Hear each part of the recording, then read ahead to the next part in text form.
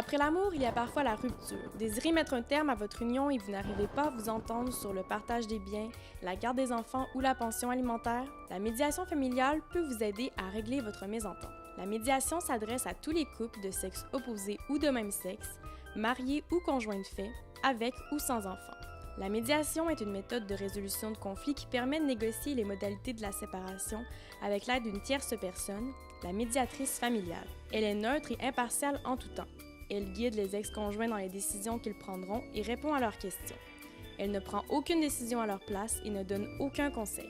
Le but de ce service est de créer une entente satisfaisante et équitable pour tous les membres de la famille. La médiation familiale a pour objectif de favoriser la communication, de réduire l'impact de la rupture sur les enfants et de permettre aux ex-conjoints de créer leurs propres solutions.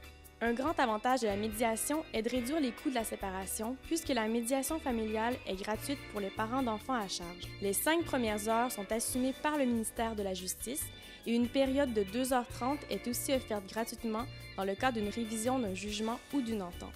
Des frais s'appliquent pour les couples sans enfants, mais ça demeure moins coûteux qu'une bataille devant les tribunaux. La médiation se déroule dans une atmosphère de coopération et d'honnêteté et fonctionne seulement si le couple a la volonté de s'entendre. Il est possible de mettre un terme à la médiation ou de changer de médiatrice en tout temps. Durant les rencontres de médiation, les ex-conjoints communiquent librement leurs besoins et leurs attentes.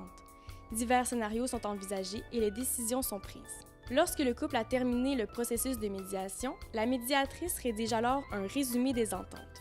Ce document, remis aux ex-conjoints, contient tous les points sur lesquels ils se sont entendus. Garde des enfants, droit d'accès, pension alimentaire ou partage des biens. Le résumé des ententes doit être entériné par un juge pour avoir une valeur légale. Sinon, aucun recours ne pourra être entrepris en cas de litige. Certains couples décident tout de même de ne pas faire légaliser le document parce que celui-ci a une valeur morale pour eux et qu'ils ont à cœur de respecter les ententes. Pour divorcer après la médiation, on doit présenter une demande en divorce devant le tribunal, accompagnée du résumé des ententes. Les ex-conjoints peuvent demander à un avocat de régler le divorce pour eux. Ils peuvent aussi décider de le faire eux-mêmes. Il existe l'atelier Autodivorce pour apprendre comment rédiger soi-même une demande et la présenter au juge. Pour en savoir plus sur la médiation familiale, visitez le www.informel.osbl.ca.